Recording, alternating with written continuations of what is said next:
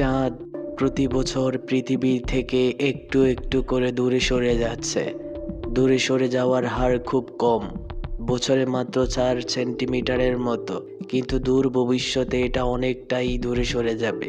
ফলে পৃথিবীতে প্রাণ ধারণই হয়তো কঠিন হয়ে পড়বে তখন। কারণ পৃথিবীতে প্রাণ ধারণের জন্য যতগুলো বিষয় ফ্যাক্টর হিসেবে কাজ করে, চাঁদের অবস্থান এর মধ্যে অন্যতম।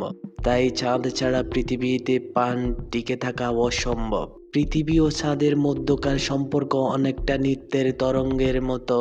চাঁদ পৃথিবীকে প্রদক্ষিণ করে, একই সময়ে পৃথিবী নিজের অক্ষের চারপাশে ঘোরে। তবে এই তরঙ্গে পৃথিবীর মহাসাগরগুলোর আকর্ষণ একটি গুরুত্বপূর্ণ ভূমিকা পালন করে। চাঁদের মহাকর্ষ শক্তি পৃথিবীর সমুদ্রের উপর প্রভাব ফেলে। চাঁদ যখন পৃথিবীর সবচেয়ে কাছে আসে, তখন চাঁদের আকর্ষণে সমুদ্রের পানি ফুলে ওঠে। এর ফলে সমুদ্রে জোয়ার হয়।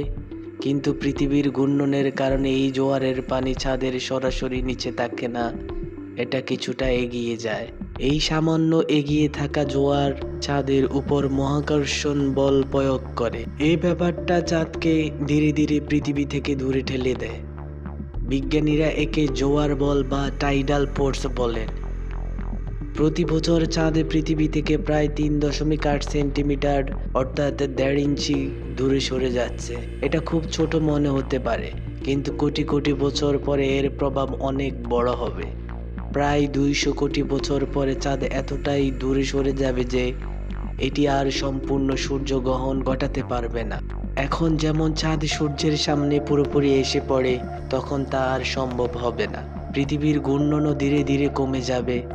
বর্তমানে একদিন 24 ঘন্টার হলেও ভবিষ্যতে একদিন আরও লম্বা হয়ে যেতে পারে। চাঁদ যে দূরে সরে যাচ্ছে, বিজ্ঞান কিভাবে এটা জানলো? বিজ্ঞানীরা চাঁদের পৃষ্ঠে বিশেষ প্রতিফলক বসিয়ে রেখেছে। লেজার রশ্মি পাঠিয়ে তারা চাঁদের সঠিক দূরত্ব পরিমাপ করেন। 1969 সালে অ্যাপোলো 11 মিশনে এই প্রতিফলক স্থাপন করা হয়। সেই পরিমাপ থেকেই জানা যায় চাঁদ ধীরে ধীরে দূরে সরে যাচ্ছে। চাঁদ ও পৃথিবীর সম্পর্ক এক অদ্ভুত ও সুন্দর ভারসাম্যের উপরে দাঁড়িয়ে আছে।